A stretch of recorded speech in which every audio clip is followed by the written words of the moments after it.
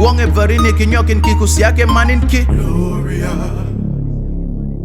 back to another edition of the AI Transformation Playbook Podcast, where we move beyond AI headlines to explore what it really takes to help organizations become AI ready before they become AI driven. I am Bannavti Suiseka.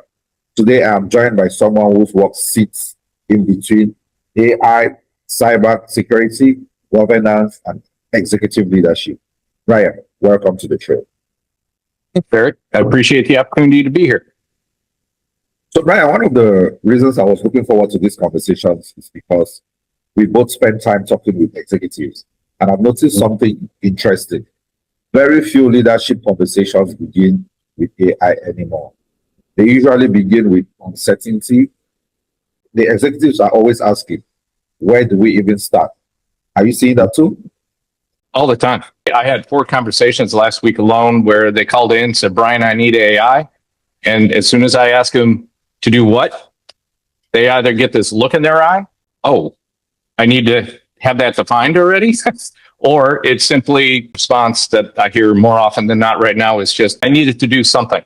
Sometimes there are executives that AI isn't creating organizational problems. It is exposing problems that actually existed. Weak governance, poor communication, the lack of leadership environment. Do you think AI is more of an amplifier than a disruptor? Helps to open up the gaps, right? Yes. Because it offers so many different types of opportunities of what it could do. I think a lot of people are feeling pressure that they haven't jumped into it, or they've jumped into it and they're not seeing the results that they thought they were going to get. And as soon as you ask them the question about trying to define what you were looking for and they get that blank look on their face, I think the light bulb also starts to turn on. The dimmer switch starts to turn a little bit, where it's like, oh, wait. Oh, so how do we do what do we need to make these things happen? And they just don't have a clear expectation. I also keep noticing that with organizations who have invested billions, that their initiatives are barely making it out of the pilot spaces.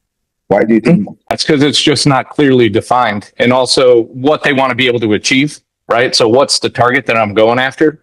They don't have that, and that's why you get the glare or the look in the eye of the deer in the headlights, right? Or you wind up getting the response of, I just wanted to do something.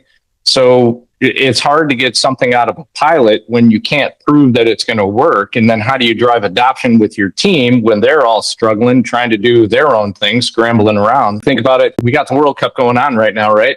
Yeah. And so World Cup teams that are well organized, that know what their defense looks like, that knows what their offense looks like. They've got clear leadership at the top that's helped to define that, and the team executes it. If you don't have that structure and that execution from top to bottom, you get eliminated from the World Cup pretty quick, or you don't even make it. This is the same thing.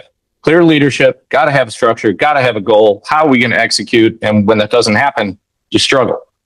I like the fact that you mentioned the clear leadership and even the governance, because governance actually sounds sometimes like bureaucracy. The organizations doing AI well, they usually have stronger governance. They also are doing AI well. Why do leaders misunderstand governance? Why do you think so? I don't think that leadership understands that the governance component and how important it is to have that as a foundation for a successful AI strategy. Yeah. Right. For the most part, they advocate IT to another team member because IT or cybersecurity has been something that they've been dealing with for forever, and they feel comfortable doing this a certain way. But AI is going to find the gaps. It's going to exploit the gaps. How you're structuring your data is not consistent across the organization. AI is going to get confused. It's going to hallucinate. It's going to try to fill in gaps, and that just compounds the issue. So we've got to attack it from the root and build it back up again. From governance to cybersecurity. So cybersecurity used to be viewed as the CIO's responsibility. Now it seems to have pushed cybersecurity into the bottom. How's the executive thinking differently? They've got to realize, hey, I want to invest in AI, and a lot of my competition is in AI. But the advantage that everybody has right now is very few people are doing it well, right? So you shouldn't feel the pressure. I'm behind. You're, for the most part, with the vast majority of the pack. So you got to go back and you got to think about the fact that I'll walk into organizations all the time, and I try to make it an easy analogy for them. Think of me as a concrete guy, right? So if you're going to build the building that we're sitting in, you've got to have a solid foundation to be able to build this building on top of.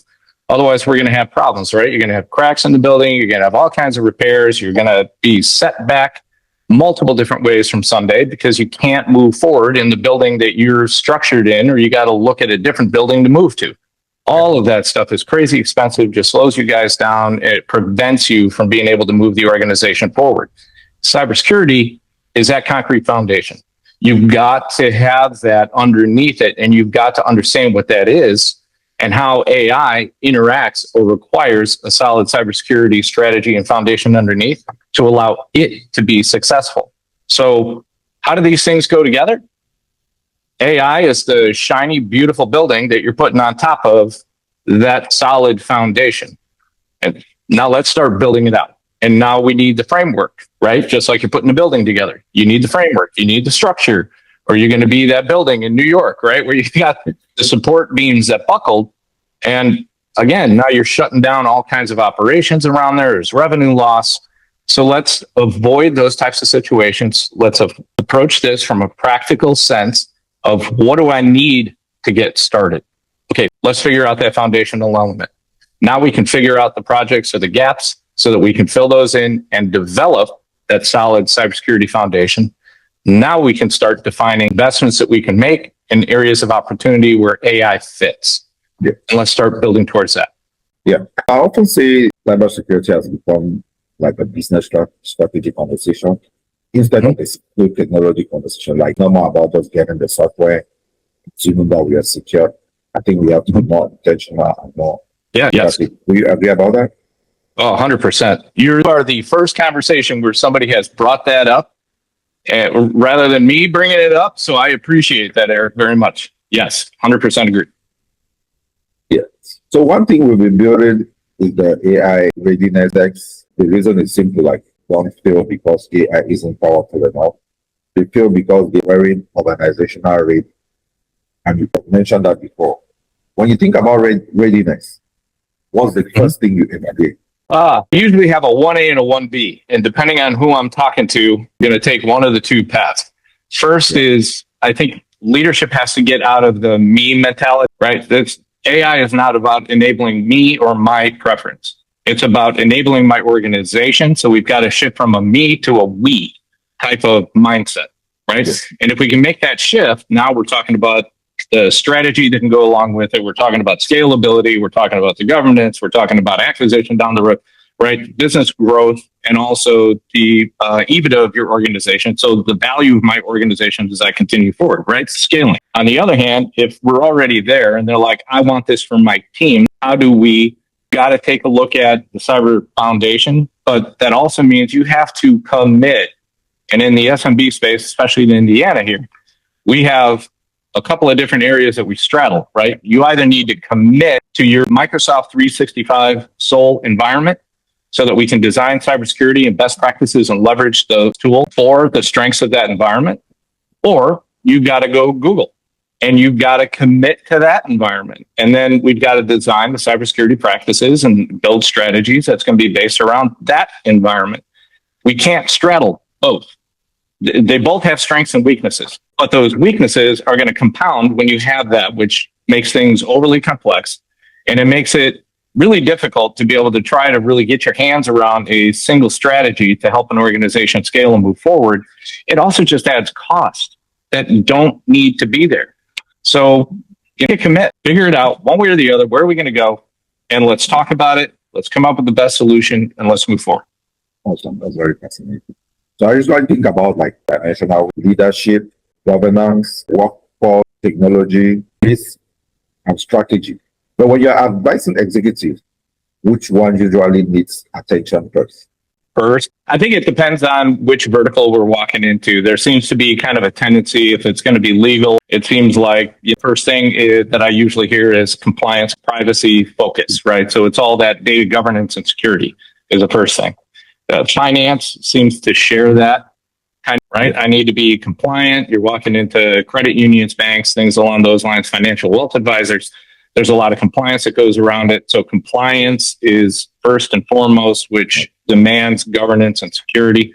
But if you're in, let's say, you're talking to large construction or builders. There's a lot of development going on in the state of Indiana, infrastructure build out, data centers with universities, right? We're fortunate to have a number of top-notch universities in the area. So they're growing, they're expanding, NCAA, things like that. So because of that, their first focus is not compliance. Their first focus is how do I communicate with my team better out there in the field? Because you got a mix of field workers, frontline workers, and also office staff. So how do I do this? CPA firms, a lot of theirs is, hey, there's not a lot of talent here locally. So I need to be able to open up my pool so I can go further to get the right talent to complement my team. So I need to be able to focus towards an expansion with remote workforce and how do I balance that out, right? And also integrity and client privacy, things along those lines. So it's depending on the vertical I walk into, their priorities are going to be a little bit different. There seems to be a synergy with specific verticals where their concerns lie. Yes, I've been thinking about lately is as AI becomes more intelligent, human judgment has become more valuable. Do you think that's true? If I heard the question right, and maybe it's a little bit on my side, it was fading in and out a little bit. As AI gets more intelligent, is it going to put more roles at risk? Is that what I was hearing? No, the question is, as AI is becoming more intelligent, human judgment is becoming more valuable. Oh, so 100%. Absolutely. Critical thinking, 1,000% agree with you. Yep. The value of AI is really the complementary piece to the skilled workers that you have, right? The company culture and organization that you've built. So it should complement and get you to the critical thinking skills faster so that your team can really shine and differentiate itself. Yeah, very interesting because people assume AI is going to reduce the need for leadership, but I actually think it's raising the standard for leadership. Right? Yes, I'm on board with you, man. With where you're tracking, I am on board. Absolutely. So let's look like ahead 5 years from now, when organizations will be talking about AI transformation. What won't they be talking about anymore? What won't they be talking about anymore? I think 5 years from now, the hype behind it and the excitement behind it is going to start. It's just going to start to become everyday practice. We've been using it for years now. We know what to expect from it. We need to be able to hire people that are going to be able to complement and how AI is going to complement our organization. We're going to understand those things a whole lot better. So at 5 years from now, it's going to be, oh, yes. And so we use these tools, right? As opposed to right now, oh, look at all the cool stuff I can do and overcomplicate my environment. So we'll have much more structure and consistency around what it looks like to be able to do this on a day-to-day basis. And leadership will have a better understanding and expectations for hiring talent to complement that and their ecosystem. Yeah, I think it's 5 years from now, the dust must have settled. Everybody will have accepted it as a new normal. Because I see a lot of anti-AI attitude across social media. I think by 5 years, everybody will accept it, like accepted cars, that we accepted the internet and all of that. So what conversation do you think will become more important this time? Well, I think 5 years from now, they're going to be starting to wonder about quantum computing in their environments, because that's going to be the next discussion and evolutionary point, right? With technology. I think it's also going to be a matter of, so how does leadership better refine the use of these tools? Because it's still going to be a learning curve, right? We don't just accept new things and we just take it in. And just because now we accept that this is the new normal, it doesn't mean that we fully understand how to be able to leverage it. So leadership is still going to be learning how to be able to turn that ship and guide that ship with the new tools that are available to them. And a lot of them that'll have been within the next 5 years promoted into higher level leadership positions, right? They're going to be not only learning their position, but also this is a different level of skill that they didn't have before, and they still need to be able to learn. So it's going to be a learning ramp for the next few years, but it's going to be obviously much more accepted. And we're not going to get the phone calls about concerns with data centers going in. Construction will have started to level off with what the data center loads look like and things along those lines. So it's much more settled at that point. Yeah, so one thing I'm seeing is that organizations are moving away from asking which AI model should we buy. And they are starting to ask questions like, will we redesign our organization around AI. That Yep. to me feels like a different conversation. Are you noticing that too? Oh, absolutely. I was literally just having a email conversation, at least with one of our clients this morning, who still has a number of their team very focused to one particular tool. It's hard to scale the organization when we're focused to what tool I use rather than what problem I solve and how does this enable my team, right?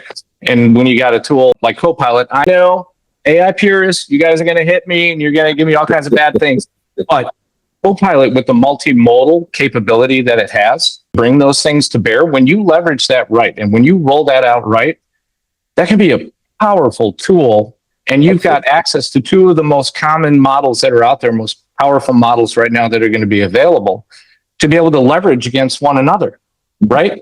And which one gives me the better result? What's going to be here? Enable your team, skilling that you're going to be able to do, training. It's Viva Insights. There's a lot of benefits to it. Awesome. Yeah. Let's move to the rapid fire questions, like real quick thoughts.